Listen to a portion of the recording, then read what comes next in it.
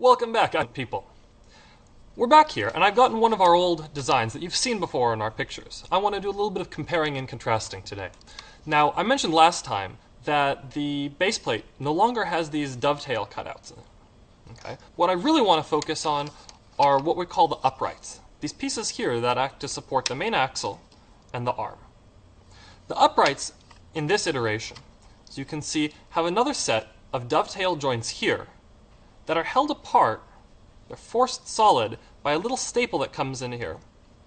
And it's held upright by what we call the outboard stabilizer, which goes into the base extension. It's different in the latest version of the design. The latest version of the design, the upright looks like this. There are fewer holes and there's no dovetails. Removing the dovetails was actually a critical part because it turns out the dovetails are extremely difficult to get working just right with different kinds of production lasers. Lasers, and really all machine tools, have something called a kerf. A kerf, well, you know, if you take a board and you cut it in half with a saw, you get two boards and a bunch of sawdust, right? If you take a 2-foot board and you cut it in half exactly, you don't end up with two 1-foot boards. You end up with two boards that are each a little bit shorter than 1 foot and a bunch of sawdust that got annihilated along the line of your cut. The thickness of that line, the material that gets annihilated during the cut, is called the kerf of the tool you're using.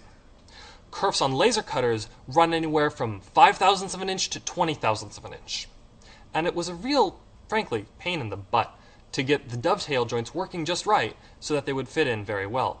But we found a way to eliminate the need to even consider that. What we did is a little bit of magic. Now if you look here, we have two identical inline stabilizers that come together in these dovetail joints here that are forced out by this staple.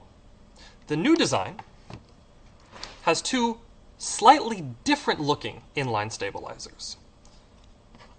And the outboard stabilizer is also kind of funny shaped. What happens is the outboard stabilizer comes through both inline stabilizers, okay, and it penetrates through them, and the pins on the outboard stabilizer are long enough that they actually extend further. You see that? Then those pins come through and pin into the joints in the upright. Now the whole thing stands together, pinned together by the outboard stabilizer that penetrates all of the parts without any dovetails and without any trickiness of worrying about laser curves. That's this instance of modern trebuchet design. Come back tomorrow or the next day, and we'll do some more.